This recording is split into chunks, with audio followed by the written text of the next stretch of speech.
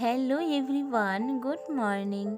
আশা করছি যে যেখান থেকে আমার এই ব্লগটা দেখছেন সবাই খুব ভালো আছেন আর সুস্থ আছেন।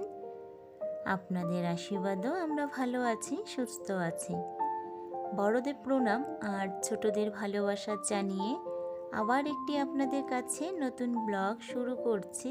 আই হোপ এই ব্লগটাও আপনাদের ভালো লাগবে।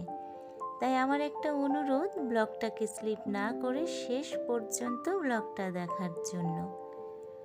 তো এখন ঘড়ির কাঁটায় মোটামুটি ভোর 5টার মতন বাজে। তো আজকে কিন্তু এখান থেকেই আপনাদের সাথে নিয়ে আমার এই নতুন ব্লগটা শুরু করলাম। তো ঘুম থেকে উঠেই সিঁড়ির ওপরে ঠাকুরটা প্রণাম করে তারপরে সিঁড়ির দরজাটা যেই খুলেছি দেখছি বাইরে ঝমঝমিয়ে বৃষ্টি হচ্ছে। তো নিচে এসে মোবাইলটা হাতে নিয়ে এই সুন্দর একটা বৃষ্টি ভেজা সকাল আপনাদের সাথে শেয়ার না করে পারলাম না, একটু তাই ভিডিও করেই নিলাম। তারপরে নিচে এসে বারান্দার তালাটা খুলে বারান্দার বাইরে যে মানি প্ল্যান্ট গাছটা আছে, দেখতে কিন্তু বেশ লাগছে, বৃষ্টিতে ভিজেছে তো গাছটা দেখতে বেশ লাগছে। তো যাই হোক, ঘরে এসে আমার ঘরের জানালাগুলো একটু খুলে দিলাম।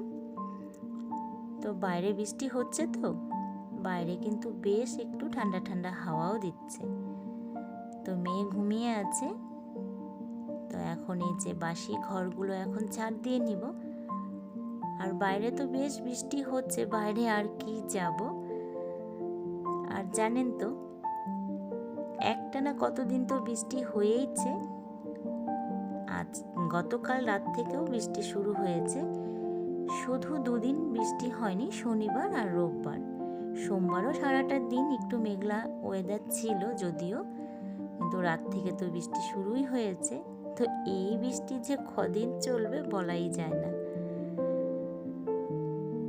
আর এতটা মুষলধারে বৃষ্টি হয়েছে সারা রাত, আর মাঝে মাঝে না বেশ কিন্তু জোরে জোরে বিদ্যুৎও চমকিয়েছে। তো যাই হোক, তো বাসি ঘরগুলো এই যে আমার ঝাড় দেওয়া হয়ে গেছে। তো মেয়েও উঠে গেছে, এখন একটু কিন্তু সকালেই উঠছে, কারণ ওই যে হাতে গোনা কয়েকটা দিন আছে তো এক্সাম।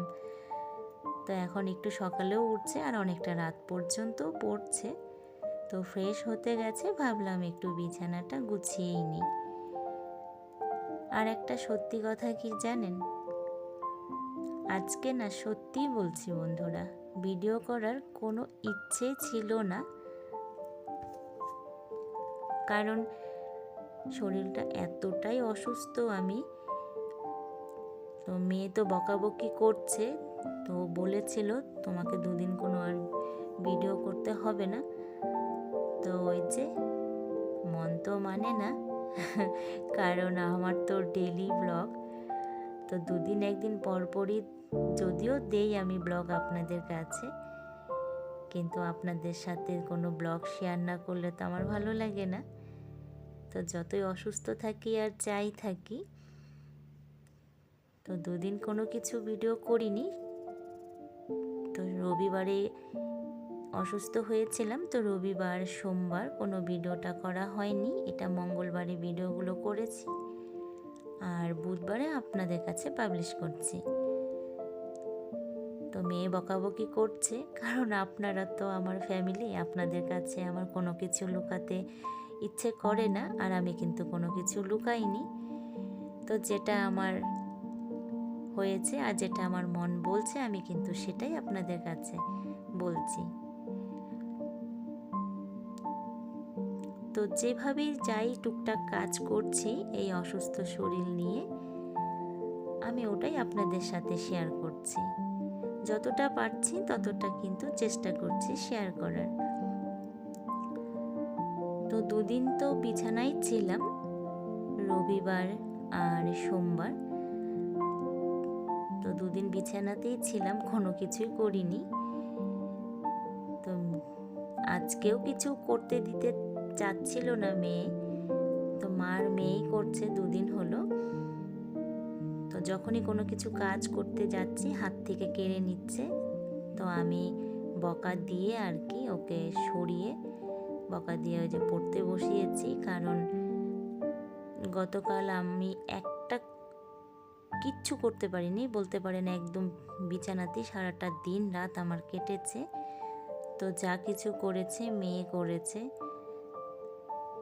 তো ডাক্তারের কাছে নিয়ে গেছে, ওখানে অনেকটা সময় নষ্ট হয়েছে। তো ঘরের এই কাজগুলোও মেয়ে করেছে, সংসারে যা টুকিটাকি আর কি কাজ থাকে ওগুলো করেছে, অনেকটা সময় নষ্ট হয়েছে। ও ঠিকঠাক মতন পড়তে বসতে পারেনি সোমবারে। তো আজকেও আমাকে কিছু করতে দিবে না, কিন্তু আমি ওকে আর কিছু করতে দিইনি, কারণ মাত্র কয়েকদিন আছে হাতে গোনা। তো বেকার অনেকটা সময় নষ্ট হয়েছে, আমারও খুব খারাপ লাগছে। তো যাই হোক, তো মেয়ে তো, কথায় আছে না, মার কষ্ট কিন্তু একটা মেয়েই বোঝে, সত্যি। তো কি বলবো, সত্যি বলতে কিন্তু একটা নিজেকে গর্বও মনে করি আমি। তাই আপনাদের সাথে এই কথাটা আমি শেয়ার না করে সত্যিই পারলাম না, যে ভাগ্য করে একটা সত্যি মেয়েও পেয়েছি, মাও পেয়েছি। তো এই যে অসুস্থ ছিলাম না জানেন,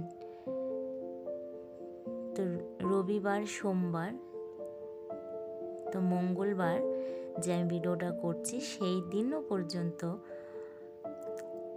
তো 3 বেলায় আমাকে ও খাইয়ে দিচ্ছে ওষুধ, কখন কোনটা খেতে লাগবে তো সেইগুলো, তারপরে ওয়ারিশের জল। তো এই সমস্ত যে টেক কেয়ারগুলো করছে, সত্যি মানে বুক ফুলে যাচ্ছে বলতে আমার। আর কোনো কষ্ট ভেতরে যদি থাকে সে কষ্টটাও কিন্তু মুছে যাচ্ছে, সত্যিই বলছি। তো কটা মানুষ যে কপালে হয় বলুন, এরকম ভাগ্য কি সবাই কি নিয়ে আসে? সত্যি আমি খুব ভাগ্যবান মনে করি নিজেকে। তো যাই হোক, ভগবানের কাছে এতটুকুই চাই যে এই দিন আনা দিন খাওয়া পরিবারে অভাব অর্থের দিক থেকে বলুন, আরও যাই কিছু দিক থেকে বলুন না কেন, যদি অভাব থাকে, সত্যিই বলছি, পরিবারে সুখ শান্তি ভালোবাসার কিন্তু অভাব আমার কাছে নেই। এই দিক থেকে কিন্তু আমি একদম কোটিপতি বলা যেতে পারে, যেটাতে আমি কারোর কাছে হার মানব না, সত্যি। তো যাই হোক, আপনারাও আশীর্বাদ করুন আমার মেয়ে যেন আমার কাছে সারা জীবন এভাবে পাশে থাকে, ওর মনটা যেন এরকমই থাকে। তো যাই হোক, টুকিটাকি যে কাজকর্মগুলো করেছি সেগুলো একটু আপনাদের সাথে শেয়ার করলাম। আজকে তেমন কিন্তু কোনো কাজকর্ম করতে পারলাম না, কারণ শরীরটা আজও ঠিকঠাক হয়নি। ওই টুকটুক করে যেগুলো করেছি চেষ্টা করেছি আপনাদের সাথে একটু শেয়ার করার, কারণ আপনাদের সাথে আমার দৈনন্দিন কাজগুলো শেয়ার না করলেও তো আমার ভালো লাগে না। আমার এত সুন্দর এত বড় একটা ফ্যামিলি, তো যেভাবেই আছি সেটাই আমি আপনাদের সাথে আজকে শেয়ার করলাম। তো যাই হোক, বাইরের এই টুকিটাকি কাজগুলো করলাম, কারণ সকালে বৃষ্টি হয়েছিল বলে আর বাইরে 4-5টা ঝাড় দিতে পারিনি, কারণ একটু জ্বর ছিল তো আর বৃষ্টিতে আজকে ভেজার আর সাহস পেলাম না। তো এখন একটু রোদ উঠেছে বলে বাইরে 4-5টা ঝাড় দিয়ে নিলাম। তো রোজকার কাজ তো, একদিন যদি ওই কাজটা না করি তাহলে কিন্তু কেমন একটা মনটা খুঁতখুত করে, কারণ ও যে একটা বলাই যেতে পারে বাতিক রোগ আর কি। তো যাই হোক, তো সমস্ত কাজকর্ম সেরে স্নান করে মাঝখানে আর কিছু ভিডিও করিনি। তারপরে এই যে ডাক্তার খেতে বলেছে পাতলা করে একটু আর কি খিচুড়ি, তো খিচুড়িটা পাতলা করা গেল না, প্রেসারে দিয়েছি তো বুঝতে পারিনি জলের মাপটা আর কি, না তো আলু সেদ্ধ ভাত খেতে বলেছিল। তো এই যে দেখতে পাচ্ছেন তো 3 বেলা আমাকে কিন্তু এই 3 দিন ধরে কন্টিনিউ ওই খাওয়াচ্ছে। এখনও আমি খেতে বসবো কিন্তু আমাকে হাত দিয়ে খেতে দিচ্ছে না।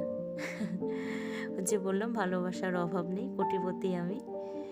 তো যাই হোক বন্ধুরা, আজকের মতন ভিডিওটা কিন্তু এই পর্যন্তই। তো কেমন লাগলো অবশ্যই একটা লাইক, কমেন্ট আর সাবস্ক্রাইব করবেন।